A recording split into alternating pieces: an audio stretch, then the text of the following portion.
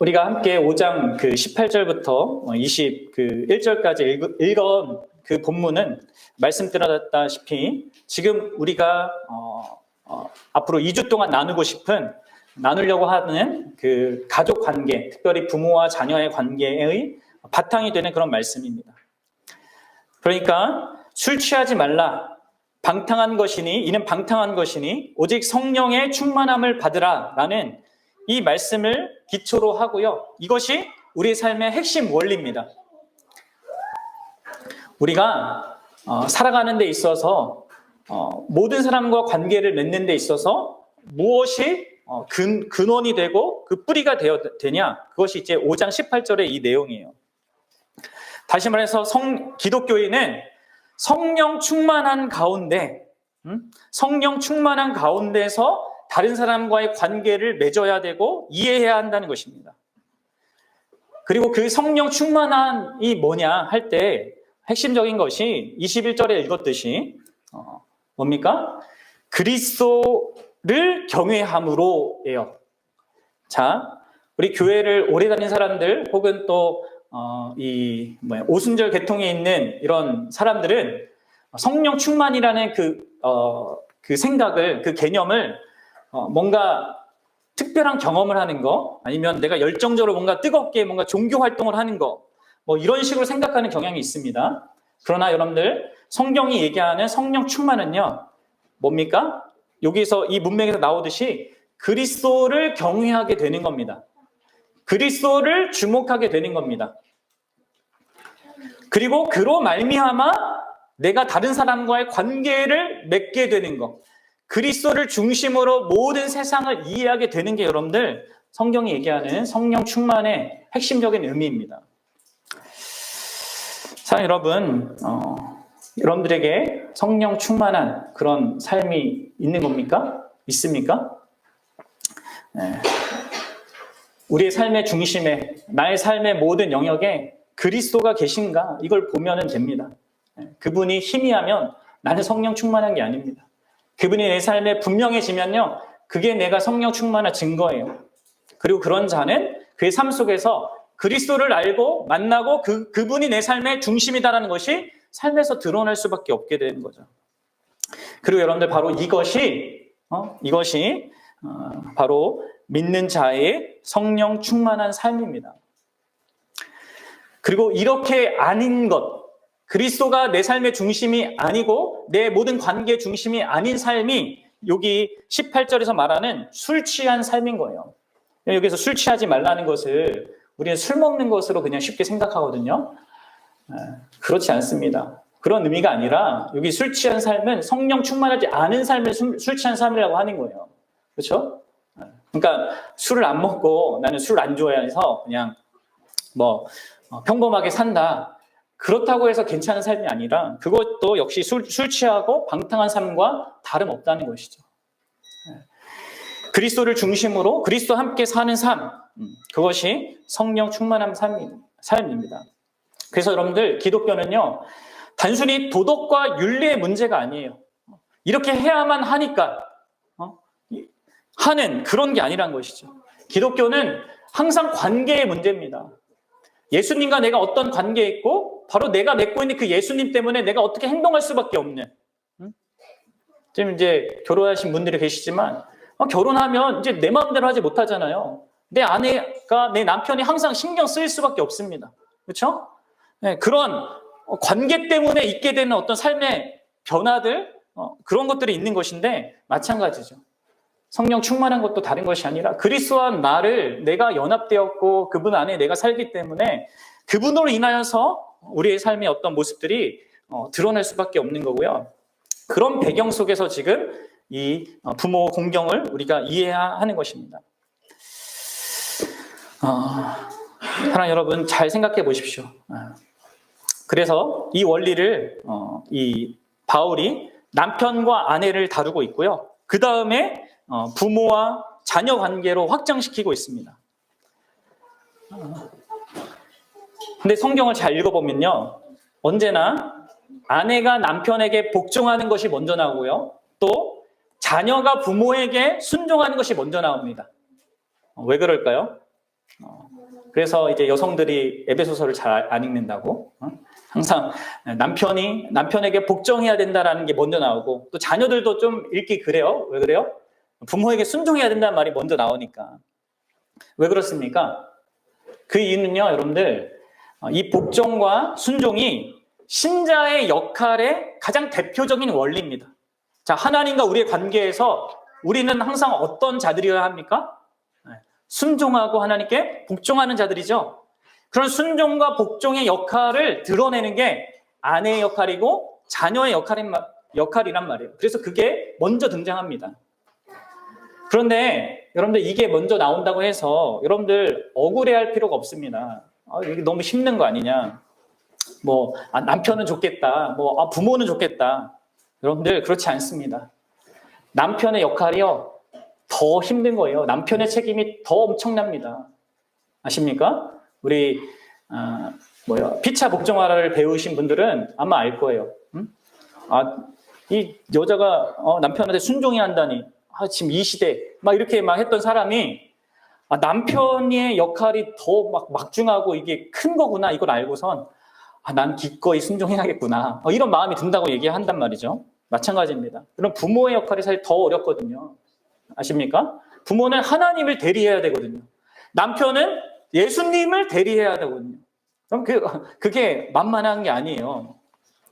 어쨌든 여러분 우리는 이러한 맥락 속에서 특별히 오늘 본문의 순서대로 자녀가 부모에게 어떻게 해야 되는지를 함께 생각해 보려고 해요.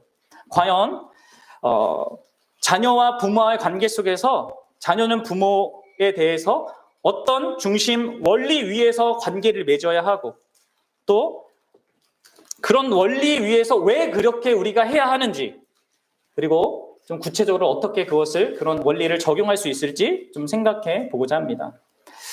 여러분들 에베소서 그 6장 다시 1절부터 3절을 다시 한번 읽어보도록 할게요. 읽어봅시다. 시작. 자녀들아 주 안에서 너희 부모에게 순종하라. 이것이 옳으니라. 내 아버지와 어머니를 공경하라. 이것은 약속 있는 첫 계명이니 이로써 내가 잘되고 땅에서 장수하리라. 아멘. 여러분들 먼저 여러분들이 주위에서 이 말씀을 볼 게 1절에 나오는 이 자녀들은 문자적으로 아이들을 가리킵니다. 그들에게 너희 부모에게 순종해야 된다 이렇게 명령하고 있습니다. 그리고 이것이 이 적용적인 명령입니다. 그리고 그들이 부모에게 순종해야 되는 그 이유로 2절과 3절이 제시되고 있는 거예요. 2절과 3절은 무슨 내용입니까? 우리가 지금 오후 시간에 배우고 있는 10계명의 한 계명이죠. 5번째 계명이죠. 그러니까 여러분들 먼저 우리는 이거 구분을 잘해야 됩니다. 그러니까 계명 자체와 그 계명을 적용하는 것, 이 두 가지를 구분을 해야 되는 거예요. 자, 잘 들으십시오. 여러분들 성경에 10계명에는요. 부모에게 순종하라고 말하지 않습니다. 여러분 알고 있습니까? 10계명은 부모에게 순종하라 이런 명령하고 있지 않습니다. 뭐라고 하고 있습니까? 10계명은요. 그 5번째 계명은 아버지와 어머니를 부모를 공경하라 이렇게 얘기하고 있어요. 그러니까 여러분들 지금 바울 사도가 뭘 하고 있는 겁니까? 1절에서 부모에게 순종하라 라는 그 말을 하는 것은 10계명의 그 일반 원리를 특별한 상황, 어린이라는 그런 상황에 적용시켜서 지금 말하고 있는 거예요. 그러니까 부모를 공경해야 되는 근본 원리를 어린이라는 아이들의 입장에서 부모에게 순종해야 된다라는 것을 적용하고 있다는 것이죠. 사랑하는 여러분, 여러분들은 성경에서 말하는 원리와 그것을 적용하는 것을 잘 구분해야 됩니다. 여러분들 원리는 변하지 않지만 적용은 달라질 수 있는 겁니다. 마찬가지 이 아래 이제 4절 우리가 다음 주에 배울 이 내용도 여러분들 잘 생각해야 되는데 아비들이 자녀들을 양육해야 되는 것이 나오잖아요. 그것의 핵심은 뭐예요? 교훈과 훈계로 양육하는 겁니다. 양육이 핵심이에요. 양육하는 거. 그래서 그것을 이제 어떻게 적용하는지는 이제 다를 수 있는 거죠. 다양하게. 자, 그러면 여러분들 보십시오. 먼저 10계명을 생각해 보십시오. 다시 한번. 10계명은 우리에게 부모에게 순종하라 말하지 않고요. 부모를 사랑해라 말하지 않고요. 부모를 신뢰해라 라고 말하지 않습니다. 부모를 기쁘게 해드려라 말하지 않습니다. 심지어 순종해라 이렇게 우리는 순종하라고 뭐 생각했을지 모르겠지만 그렇게 하라고 하지 않습니다. 왜 그렇습니까? 그럼 10계명은 우리가 후에 배우고 있다시피 기본적으로 명령이라기보다는 삶의 대원칙입니다. 우리의 삶 전체를 그 위에 세워야 하는 근본적이고 절대적인 원리예요. 그래서 우리가 주일마다 10계명 고백하는 이유도 그런데요. 이게 모든 사람이 모든 시대에 적용되는 원리라는 것이죠. 그러니까 여러분 잘 생각해 보십시오. 만약에 부모를 사랑하라라는 그런 명령이 주어졌다면 그럼 어떤 상황에서는 이것이 거의 불가능할 때가 있습니다. 그렇죠? 왜 그렇습니까? 부모가 악한 자라면 그 부모에게 어떤 선한 그런 마음과 태도로 그렇게 하는 게 바보 같은 짓이고 잘못될 가능성이 높습니다. 잘 생각해 보십시오. 또 10계명은 부모를 신뢰하라 이렇게 말하고 있지 않다고 했죠. 왜 그렇습니까? 어떤 부모들은 전혀 신뢰할 만하지 못하기 때문에 그렇습니다. 순종하라 라고 명하지도 않는데 그 이유는 성경이 그것을 부모와의 관계 속에서 영원하고 절대적인 규칙으로 삼는 게 아니기 때문에 그렇습니다. 왜 그렇습니까, 여러분들? 이런 모든 이유가 뭐예요? 그것은 바로 부모와 우리의 관계가 변하기 때문에 그렇습니다. 우리가 1살일 때, 2살일 때, 3살일 때 부모와 맺는 관계와 내가 이제 성인 돼서 결혼을 하고 40대이고 50대인데 부모와 맺는 관계가 다를 수밖에 없는 것입니다. 달라야만 합니다. 그렇죠? 여기에서는 이 본문에서는 어린 아이들에게 지금 그렇게 적용해서 순종하라고 하고 있는 거예요. 그리고 우리가 읽진 않았지만 앞에 아내와 남편에 대해서 다룰 때는 어떻게 하라고 했습니까? 부모를 떠나서 한 가정을 이루라 이렇게 얘기하고 있죠. 부모의 권위에서 벗어난 어떤 시점이 분명히 있는 겁니다. 여러분들이 우리 자녀들에게도 이거를 잘 이해하게 해주셔야 돼요. 그래서 저는 보윤이 보성이한테 항상 얘기합니다. 너희가 결혼해서 이 집을 나갈 때까지는 부모에게 순종하고 나가면 너희 맘대로 해라. 이렇게 많이 얘기하는데 그렇게 얘기해 줘야 해요. 그럼 여러분들 근본적인 원리, 자녀가 부모를 대하는 절대적인 그 원리는 무엇입니까? 10계명이 말하고 있는 거예요. 2절이 말하고 있는 거죠. 뭐예요? 내 아버지와 어머니를 공경하라입니다. 우리가 누구든 어떤 나이에 있든지 간에 우리 부모가 또 어떤 존재이고 어떤 사람이고 어떤 성향을 갖고 있고 또 선하든 그렇지 않든 그것과 관계없이 모든 자녀들은 자신의 모든 부모들을 공경해야 하는 것입니다. 그럼 이 구분을 여러분 잘 하십시오. 그렇지 않으면 여러분들 양심이 우리를 괴롭혀요, 계속. 여러분들 그러면 공경한다는 것이 무슨 의미입니까? 공경한다는 거. 그것은 여러분들 먼저 이것을 이렇게 잘 아셔야 되는데 감정의 문제가 공경은 감정의 문제가 아니라 도덕적인 선택이에요. 그리고 의지의 문제예요. 우리의 감정과 관련된 것이 공경이 아닙니다. 우리 부모는 신뢰할 만한 분일 수도 있습니다. 하지만 인간이 또 사람이 바뀔 수도 있으니까 나중에 가면 그렇지 않을 수도 있다고요. 자, 우리 부모에게는 권위가 있습니다. 하지만 더 이상 부모의 권위 아래 있지 않게 되는 그런 내가 결혼하게 되는 가정을 꾸리는 그런 때도 있게 되는 거죠. 그러니까 부모와 자식의 관계는 항상 변하고 변해야만 합니다. 그러나 이 둘의 관계에서 변하지 않는 사실, 그 핵심적인 요소가 있다는 것인데 그것이 바로 감정적인 것이 아니라 도덕적인 선택과 그리고 의지와 관련된 거라는 거예요. 그리고 그것이 바로 공경이라는 거죠. 공경이 뭡니까? 이것은 그 히브리어로 하면 카보드라고 해서 무거운 이런 뜻이거든요, 기본적으로. 그러니까 부모님을 존귀하게 대하고 또 공손하게 대하는 것, 무겁게 그분들을 여기는 것, 그렇게 하기로 선택하고 결심하는 게 여러분의 공손이에요. 그리고 그런 공경은 그들의 언행을 포함한 모든 삶에 큰 관심을 갖는 것까지 다 포함한 겁니다. 여러분 이것은 다시 한번 말씀드리지만 선택이고 결정인 거예요. 자, 여러분 잘 구분을 하십시오. 부모에 대해서 순종하고 애정을 느끼고 그분들을 신뢰하고 공경하는 것, 그런 것하고 공경하는 것, 이것은 다른 의미를 갖는다는 것입니다. 물론 여러분들 이렇게 앞에 있는 것들, 제가 언급한 것들, 순종하고 애정을 느끼고 신뢰, 이런 것들을 하지 말라는 얘기가 아니라 기꺼이 해야죠, 우리는. 그렇죠? 근데 이 구분을 잘 해야 된다는 거예요. 우리는 순종하고 애정을 표현하고 신뢰하는 것 없이도 부모를 공경할 수 있습니다. 그리고 그렇게 해야만 합니다. 그럼 우리 어른들이 항상 갖게 되는 오해 중에 하나는 뭐냐면, 결혼을 하고 나서도 자꾸 이렇게 생각하는 사람이 있어요. 나는 부모에게 계속 순종해야 돼. 그렇지 않으면 나는 부모를 공경하는 게 아니야. 라는 그런 생각을 갖고 있는 일반인이나 혹은 기독교인들이 있단 말이에요. 아니에요, 여러분들. 우리는 그분들의 말을 듣지 않더라도 그분들을 듣지 않을 수도 있고요. 않을 때도 있고 그래야만 할 때도 있습니다. 그럼에도 불구하고 여전히 그들을 언제나 공경해야 돼요. 여전히 부모님을 존경과 존귀함으로 대해야 한다는 것이죠. 그럼 이것과 반대되는 그 모습이 청소년기에 있게 되는 거예요. 아이들은 이 반대의 실수를 하죠. 그 청소년들은 어떻게 해요? 나는 부모의 말은 듣긴 듣겠어. 내가 이제 뭐 그들 아래 있으니까 나는 순종하긴 할 거야. 하지만 부모에게 존경하는 거, 그분을 공경하진 않을 거야. 이런 태도를 보인단 말이에요.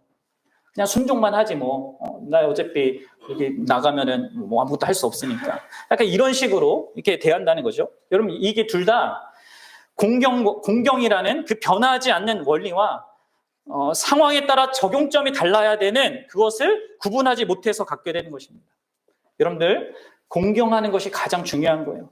그리고 자녀들의 순종도 부모님을 공경하는 데서부터 흘러나와야 하는 것이죠. 이런 구분을 못하면 말씀드렸다시피 계속 양심이 우리를 괴롭혀요. 우리가 성장하면 부모의 말을 곧이곧대로 들을 수 없는 수많은 이유들이 생깁니다. 또 때로 부모들은 병적으로 잘못된 어떤 것들을 요구할 수도 있습니다. 그러면 보통 자녀들은 자기를 보호하기 위해서 부모와 관계를 끊어버린다든지 부모와 논쟁하면서 그들을 이기려고 하죠. 아니면 수동적으로 전적으로 그들을 따르려고 합니다.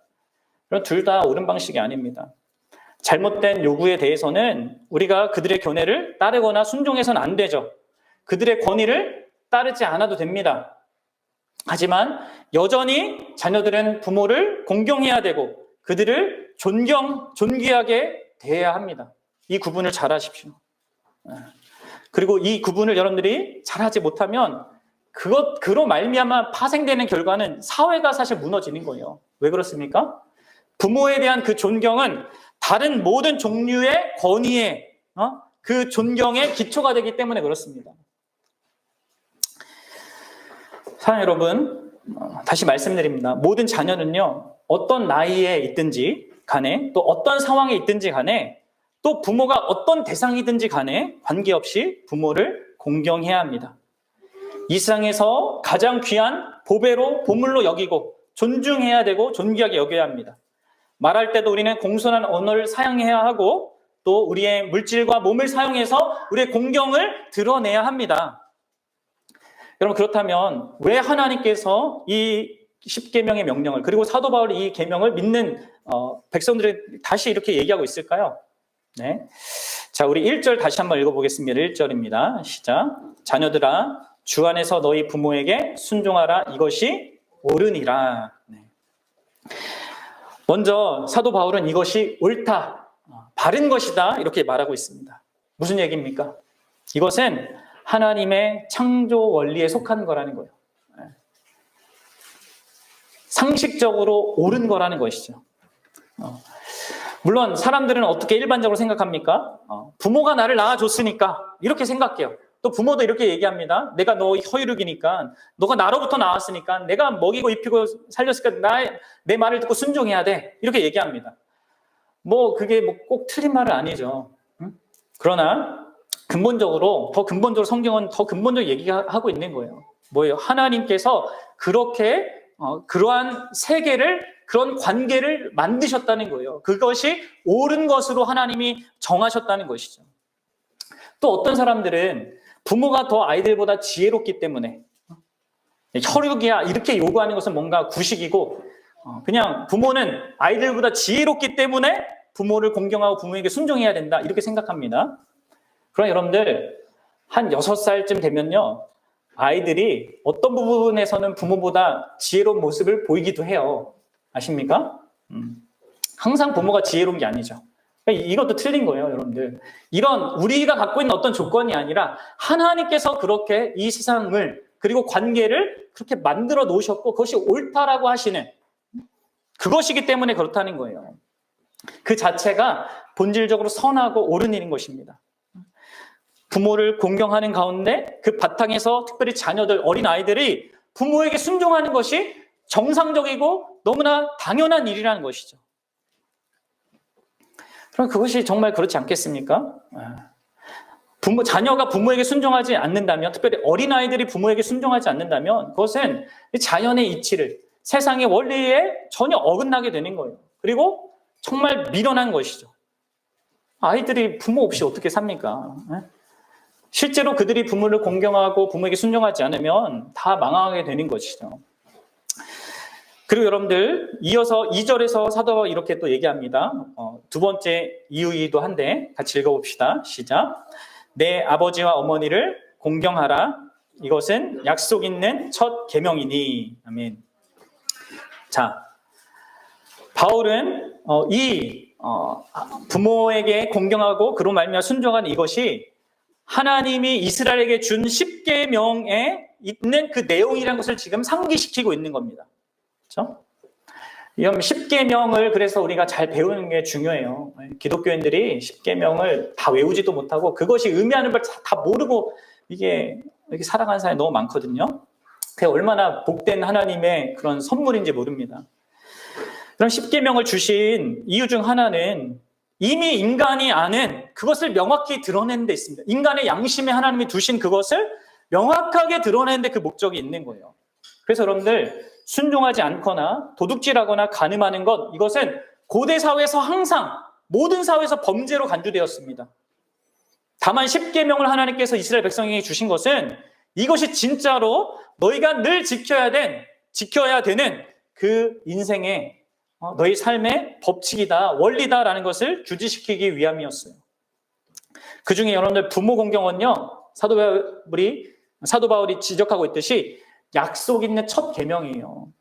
바울은 이것을 강조하고 있습니다. 약속 있는 첫 계명 뭡니까?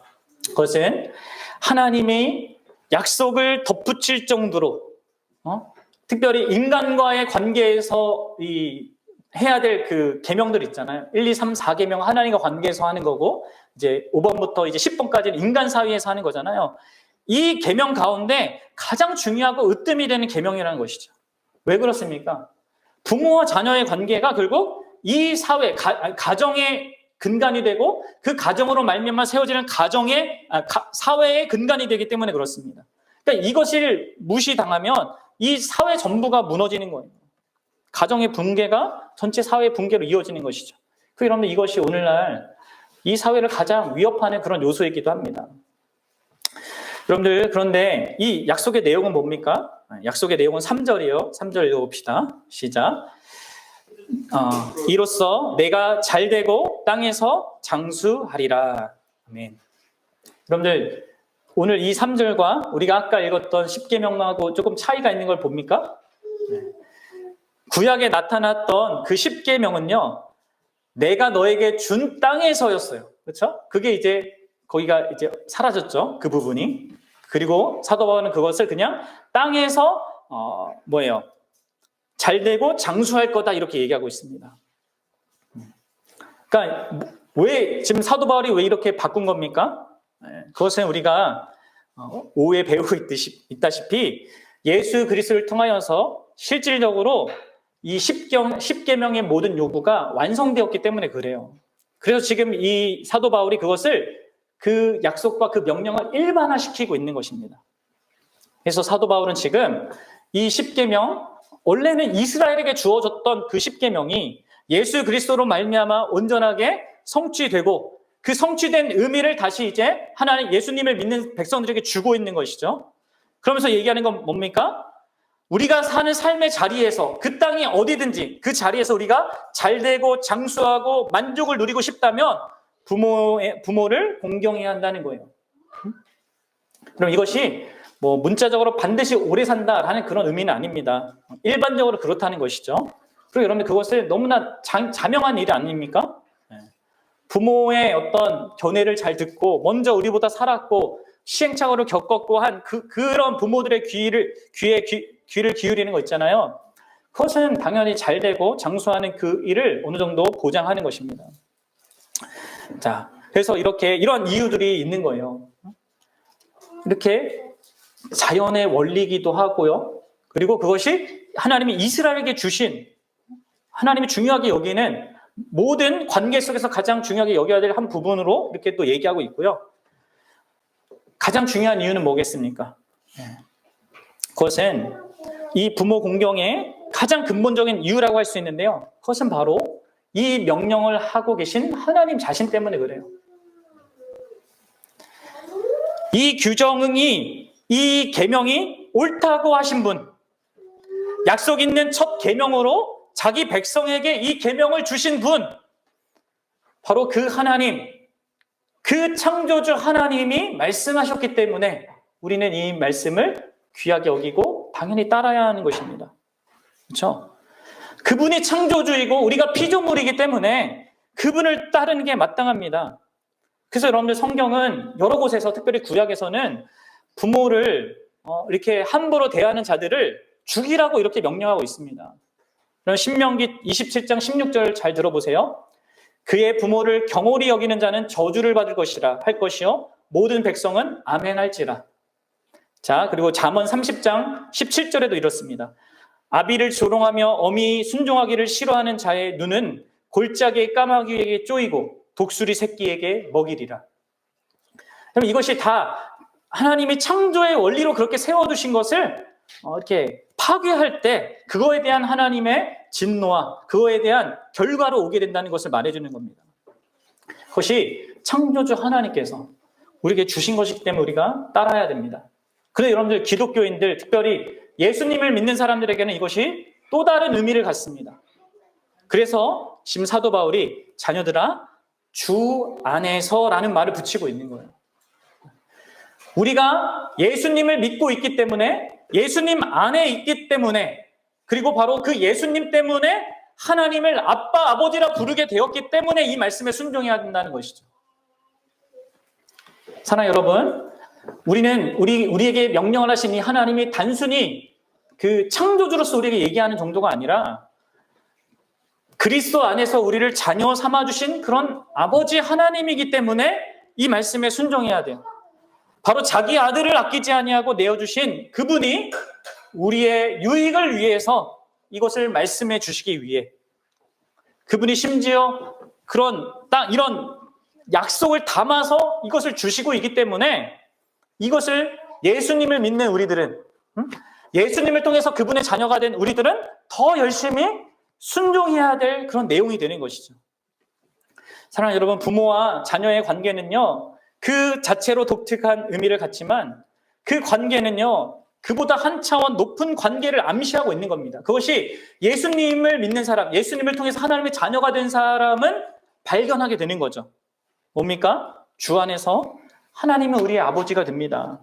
신자들은 그분의 자녀들입니다. 그렇죠? 결국 무엇을 보여줍니까? 자녀와 부모의 관계는 하나님과 그의 자녀들의 관계를 생각나게 한다는 거예요. 그래서 여러분들 부모와 자녀의 관계는 독특한 거예요. 앞에서 남편과 아내의 관계가 그리스도와 교회의 관계를 반영한다고 했죠. 부모와 자녀의 관계는 뭘 반영합니까? 하나님 아버지와 우리가 그분의 자녀라는 사실을 반영합니다. 이처럼 여러분 가족 관계는, 특별히 이 부모와 자녀 관계는 이런 신성한 의미가 담겨져 있는 거예요. 아, 하나님께서 이 관계 속에 이런 것들을 담아두셨구나. 그래서 우리는 부모를 공경하는 겁니다. 그 하나님 때문에, 우리를 자녀 삼아주신 하나님 때문에. 그리고 정말 이런 부모는 다양한 의미에서 하나님을 대리하죠. 그렇죠? 하나님의 그 창조, 그것을 우리에게 준 거 아닙니까? 그 생명을, 창조의 그 생명을 통로로 삼아서. 여러분, 그리고 우리 부모는 우리에게 옳고 그른 것을 가르쳐 주죠. 하나님이 그렇게 하듯이 그렇게 합니다.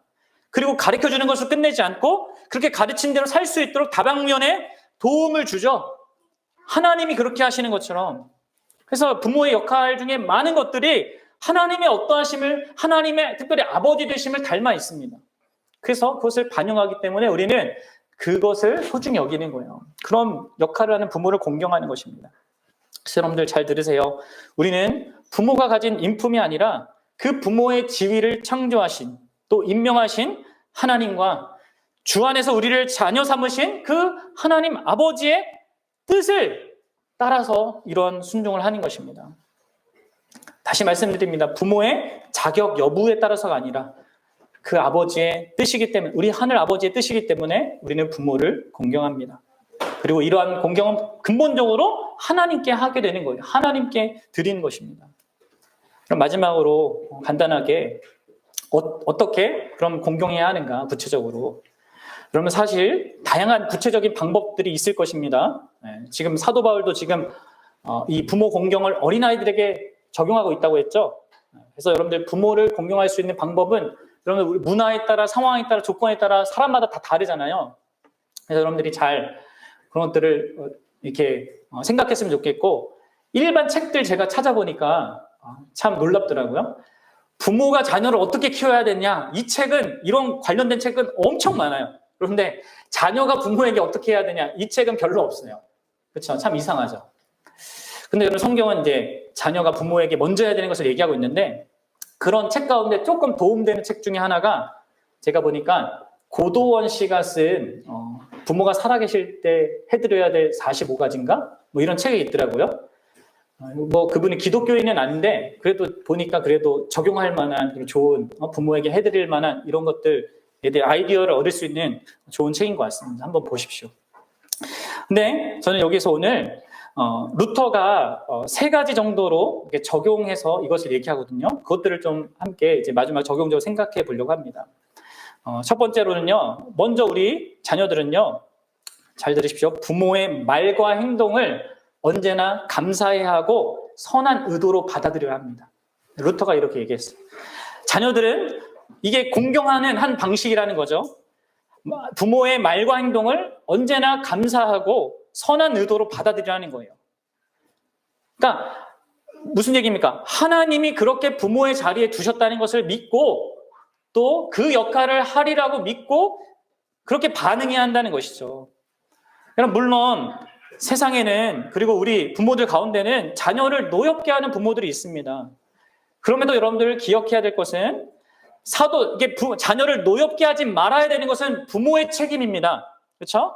그들이 하나님 앞에서 져야 될 책임이지, 부모가 그 책임을 잘 못한다고 해서 마땅히 자녀들이 부모에게 해야 되는 거, 부모 공경을 나는 그래서 못하겠다, 이렇게 하면 안 된다는 거죠. 여러분들, 이게 관계의 중심이 누구라고 했어요? 하나님이시고 예수 그리스도라고 했죠. 우리는 그리스도 때문에, 하나님 때문에 부모를 공경하는 것입니다. 심지어 기독교를 믿지 않는 부모에게도 마찬가지예요.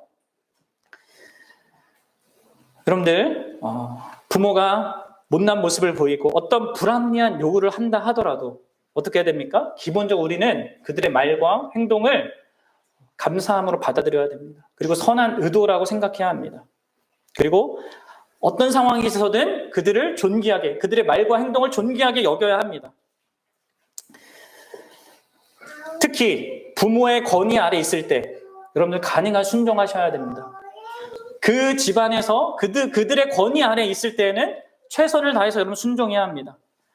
우리를 향한 그 부모의 가르침과 뜻이 하나님의 계명을 거스르는 게 아니라면, 설령 지나친 그런 면이 있다 하더라도 여러분들 대들지 말고 하나님 앞에서 하듯이 참고 여러분 받아들여야 합니다. 그들의 말과 행동을 감사하고 선한 의도라는 것을 인정하면서 그렇게 해야 된다는 거예요.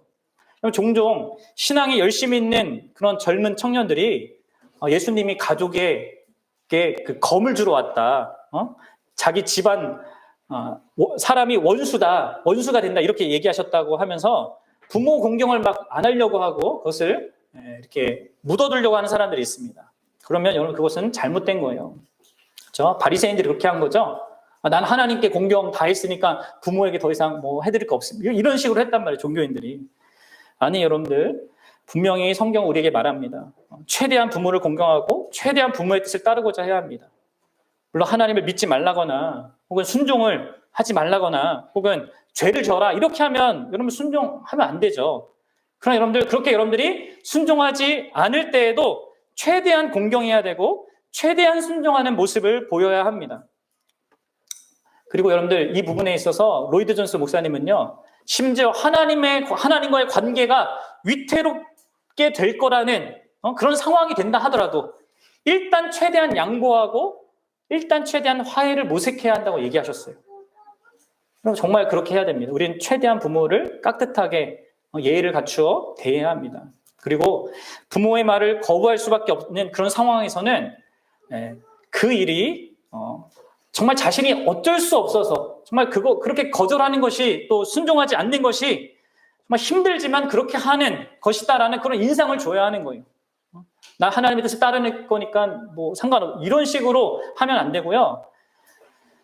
언제나 부모에게 감사하면서 어쩔 수밖에 없이 거절하는 그런 상한 심령으로 그들의 그 뜻을 우리가 거부해야 되는 것이죠. 그렇게 하면 우리는 부모를 공경해야 합니다. 그리고 여러분 마지막 두 번째, 세 번째는 짧습니다. 두 번째로 여러분들 부모가 나이 들어 스스로 돌볼 수 없을 때 그들의 생계를 여러분들 반드시 책임지십시오. 부모가 자녀가 어렸을 때 그렇게 했던 것처럼 자녀들도 부모에게 그렇게 해야 합니다. 여러분들의 몸과 물질을 사용해서 여러분들은 부모님들을 보살펴야 합니다. 부모가 늙고 병들고 힘이 없고 가난할 때 자녀들은 반드시 그들을 섬기고 돌봐야 해요. 요즘에는 젊은이들이 뭐 마치 부모가 늙으면 막 요양원을 보내는 것을 막 당연하게 여기는데 여러분들 뭐 피치 못할 어떤 상황 그리고 그런 뭐 조건들이 있겠지만 최대한 우리는 부모의 마지막 시절을 책임져 줘야 합니다. 그리고 여러분 세 번째로 여러분들이 부모를 공경하기 위해서 할 것은요, 부모를 위해서 기도하는 거겠죠. 무엇보다도 이것은 말할 필요 없이 중요한 자녀가 부모를 공경하는 중요한 역할이죠. 부모가 여러분들 위해서 끊임없이 기도했던 것처럼 우리도 부모를 위해서 부모의 영적 유익과 또 앞으로 남은 인생 동안에 그들이 온전하게 살아갈 수 있도록 여러분 기도해야겠죠. 우리 자녀가 할 수 있는 건 제한적인 것입니다. 그러나 우리 하나님은 부모님들의 세밀한 필요까지 채워줄 수 있습니다. 그렇기 때문에 여러분들 부모님을 위해서 특별히 그들의 영적인 그런 것을 위해서 여러분들 기도해 주셔야 합니다. 하나님의 그런 돌보심과 채우심이 그들에게 있기를, 특별히 믿는 집안이라면 그들이 정말 죽음을 맞이할 그때까지 정말 예수 그리스도를 믿는 그 믿음을 갖고 신실하게 그 길을 걸어가고 마지막 원수인 그 죽음도 담대하게 맞이할 수 있도록 여러분 기도해 주셔야 하고요. 믿지 않는 부모라면 여러분들 그 믿음을 가질 수 있도록 예수 그리스도께 나올 수 있도록 기도해야겠죠. 그렇게 함으로 말미암아 여러분들의 부모님을 공경하는 그런 자들이 될 수 있기를 주님의 이름으로 축복합니다. 같이 기도하겠습니다.